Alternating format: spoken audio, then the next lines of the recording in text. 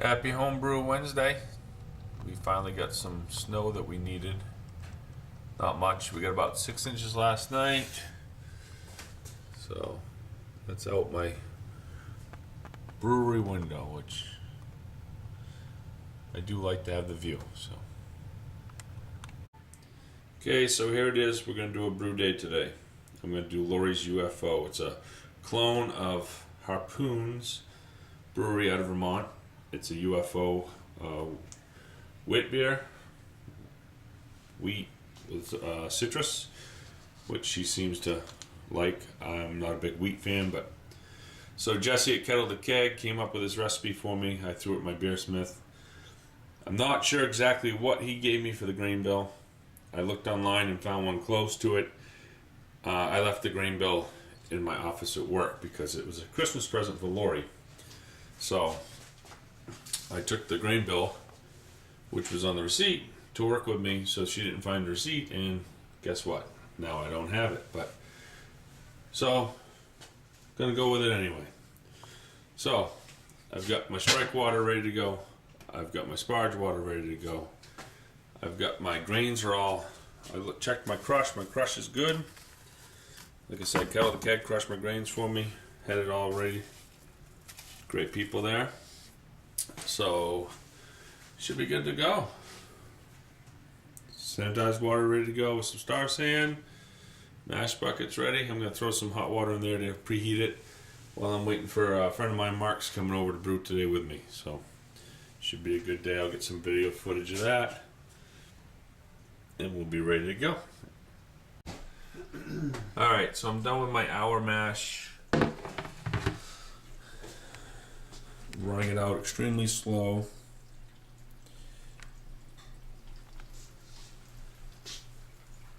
Got my sparge water almost ready to go.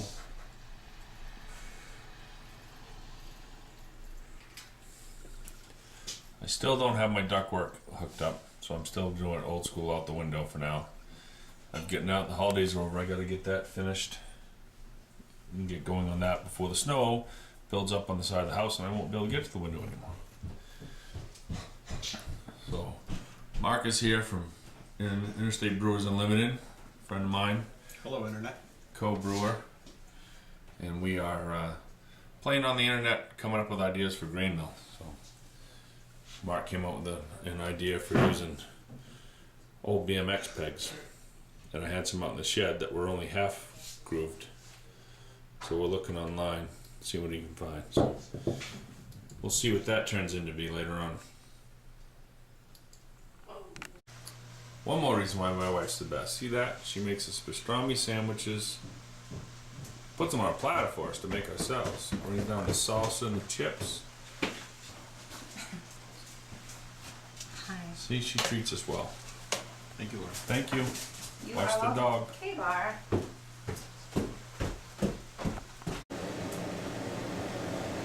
As you can see, we've had a lot of tastings going on. We tasted some Oak Pond Brewing Nut Brown Ale, Harpoon Winter Warmer, which we compared that to my Whittier Warmer, which is based off that recipe.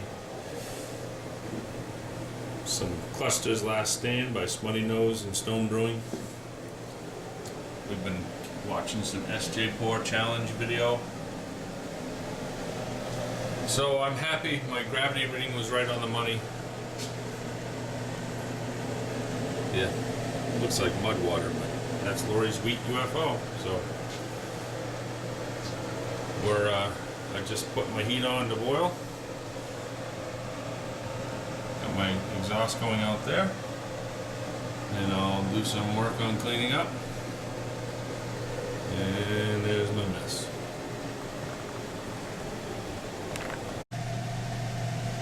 And we have boil. So everything worked out great. So I think that's what I was doing. I was running my runnings off too fast, not collecting enough sugars, not hitting my gravity. When I was brewing outdoors, I let it run slower. I had more things to do when I'm down here in the basement with the brewery. I think I'm just watching it too much and I'm running it too fast because I'm just thinking it's going it needs to be faster. But so my gravity reading was, I needed to be 1.037. I was 1.036. That's pre-boil. So we'll check it post-boil, and hopefully everything follows suit. All right, so I got a little too excited that I finally got my gravity readings right on the money where I needed to be. And once my boil started, set my timer, get everything going, and timer went off for 15 minutes to the end of the boil to put my wort chiller in. And guess what? Realized then I forgot to put my 60-minute hops in. So that was a little upsetting. So I pulled the wort chiller back out, set it off to the side, put my 60-minute hops in, added a gallon of water because I was down from a little over 8.5 gallons from my pre-boil volume down to 7.5. So I added another gallon of water. I texted my buddy Mark that was here earlier, and that's what he suggested. So brought it back up to 8.5 gallons, and I'm at 60-minute boil again. Well, now I'm 34 minutes into my next 60-minute boil.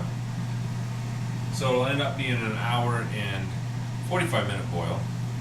So we'll see what happens. Feel like an idiot, screwed that up.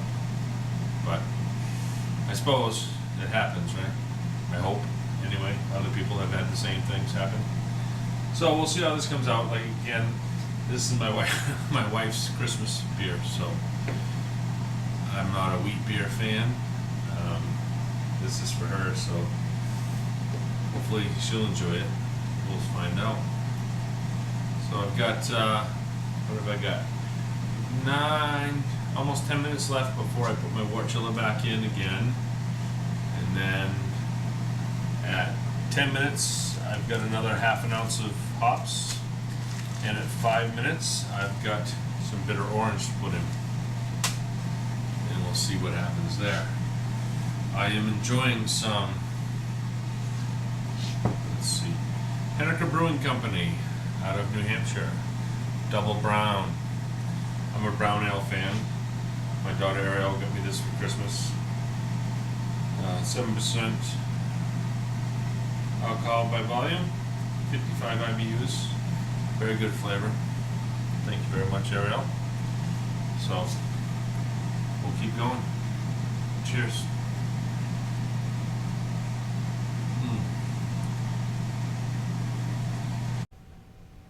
Alright, so that's a wrap of the brew day.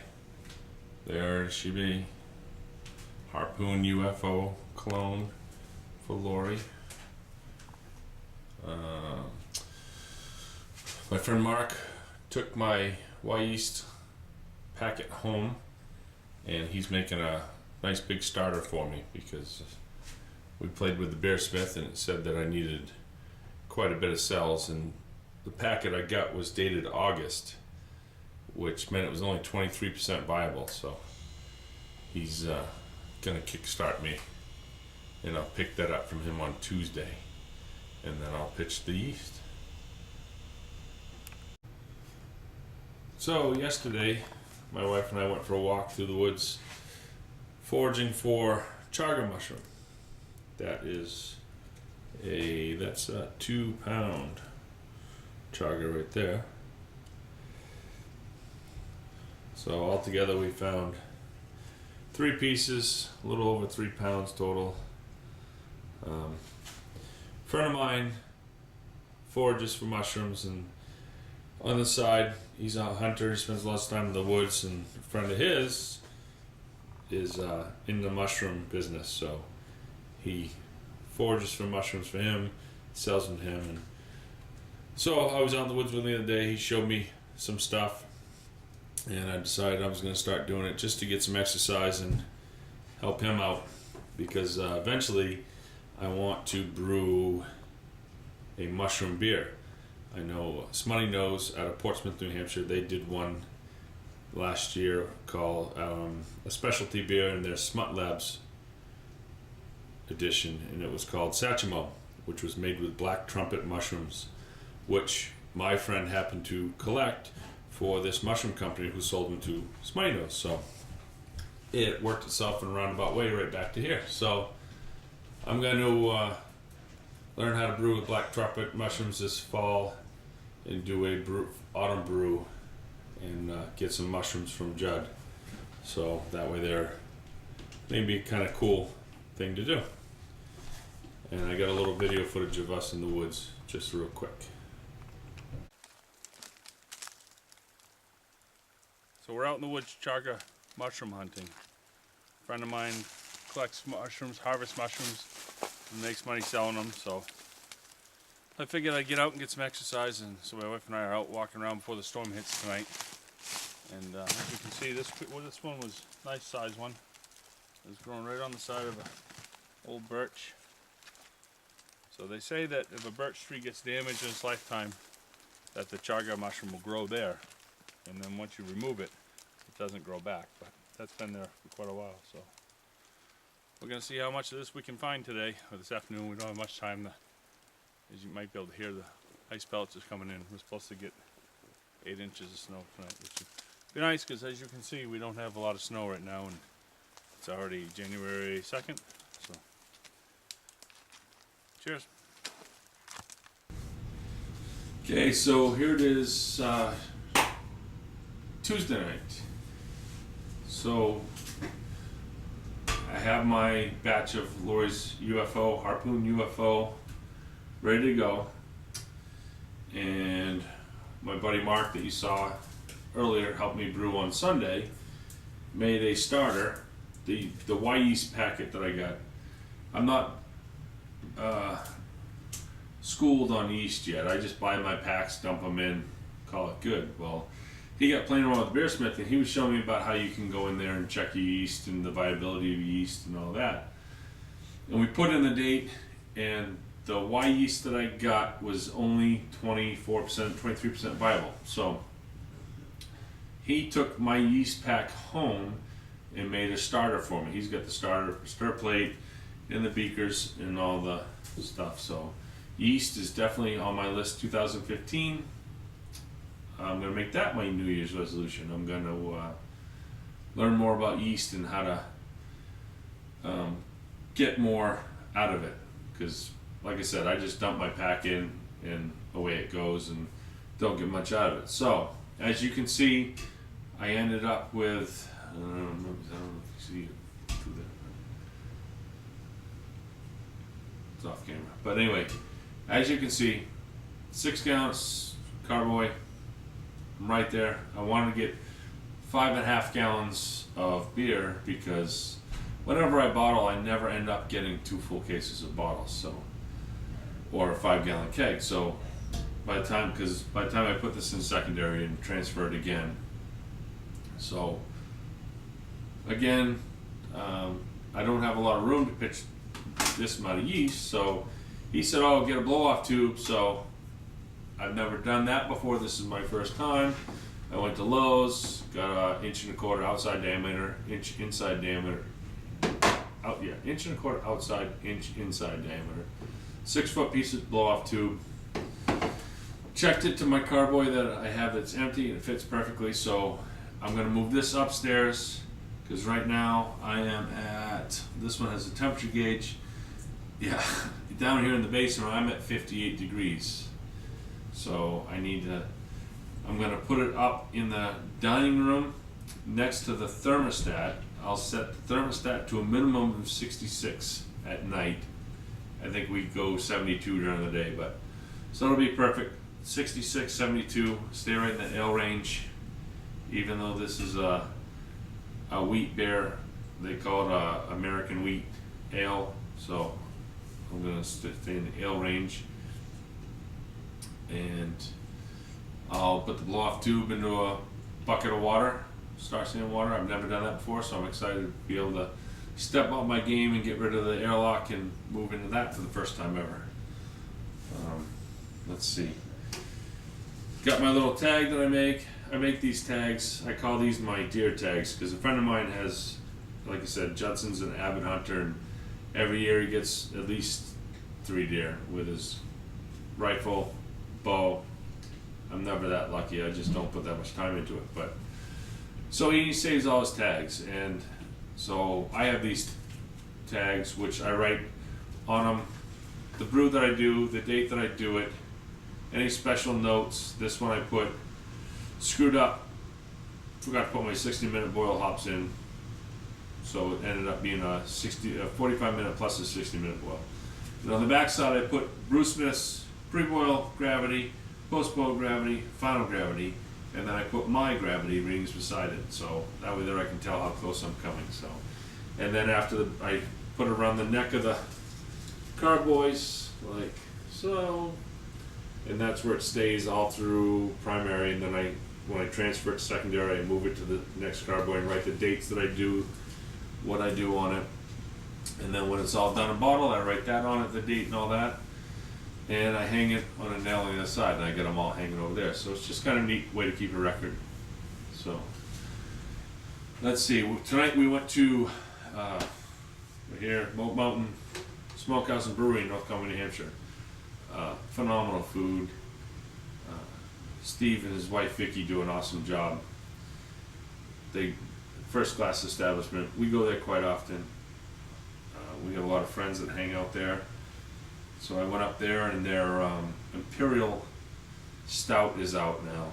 And awesome. That was I checked it in on Untapped.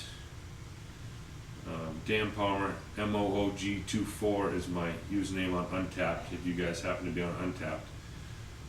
Russian Imperial Stout, 9% ABV, and like I said, it's a great beer. So definitely not one that you want to pound down.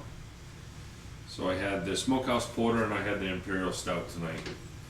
And I'm finishing off the night, going up to watch some TV with the family. And I think I said this before, Sebago Brewing Company out of Maine is become one of my favorite beers to have in the stock on the bar refrigerator. This is called the Fry's Leap IPA, Maine's legendary IPA. Very good beer. Great smell to it. Excellent flavor, it grabs you. I like that. So, anyway, so you got to see my brew day. Finally had it semi-successful. My gravity readings are there, so at least I know everything's going good. As long as I don't screw up on the details like I did with forgetting to add the hops. My infrared thermometer worked great. I was happy with that. My dial thermometer was right on with it. So everything's good. I will sign off for now. Wish you guys all a happy week. Happy Homebrew Wednesday. Cheers. Looking forward to seeing the rest of the videos. I'll get to some shout outs next week. I gotta shake out my subscribers and see. Like I said, the holidays just been crazy, so now I'm gonna settle in and put the nose to the grindstone and get going on some brewing and the YouTube channel. And having fun with it. Met a lot of people. Call them my electronic friends. It's great to see what you guys are doing and how you do it. And that's, as long as I can learn something, that's what I'm looking for. I'm looking to learn things from other people, and hopefully somebody that's just starting out will be able to watch my stuff and learn from my mistakes or learn something from me. I don't know. But so again, have a great week. Until next week, happy Homebrew Wednesday.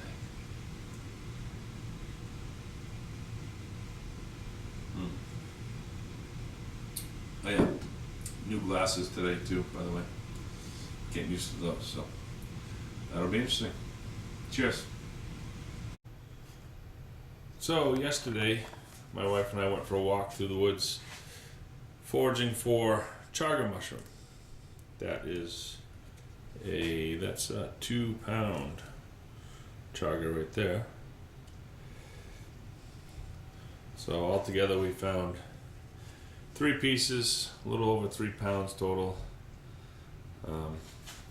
Friend of mine forages for mushrooms, and on the side, he's a hunter. He spends a lot of time in the woods, and a friend of his is in the mushroom business, so he forages for mushrooms for him, sells them to him. And so I was out in the woods with him the other day. He showed me some stuff, and I decided I was going to start doing it just to get some exercise and help him out, because eventually I want to brew a mushroom beer. I know Smutty Nose out of Portsmouth, New Hampshire, they did one last year called a specialty beer in their Smut Labs edition, and it was called Sachimo, which was made with black trumpet mushrooms, which my friend happened to collect for this mushroom company who sold them to Smutty Nose. So it worked itself in a roundabout way right back to here. So I'm going to learn how to brew with black trumpet mushrooms this fall and do a autumn brew and get some mushrooms from Judd. So that way they're maybe kind of cool thing to do. And I got a little video footage of us in the woods, just real quick. So we're out in the woods charga mushroom hunting. A friend of mine collects mushrooms, harvests mushrooms, and makes money selling them, so I figured I'd get out and get some exercise, and so my wife and I are out walking around before the storm hits tonight. And as you can see, this one was a nice size one. It was growing right on the side of an old birch. So they say that if a birch tree gets damaged in its lifetime, that the charga mushroom will grow there, and then once you remove it, it doesn't grow back. But that's been there for quite a while, so we're going to see how much of this we can find today or this afternoon. We don't have much time. As you might be able to hear, the ice pellets is coming in. We're supposed to get 8 inches of snow tonight, which would be nice, because as you can see, we don't have a lot of snow right now, and it's already January 2nd. So cheers.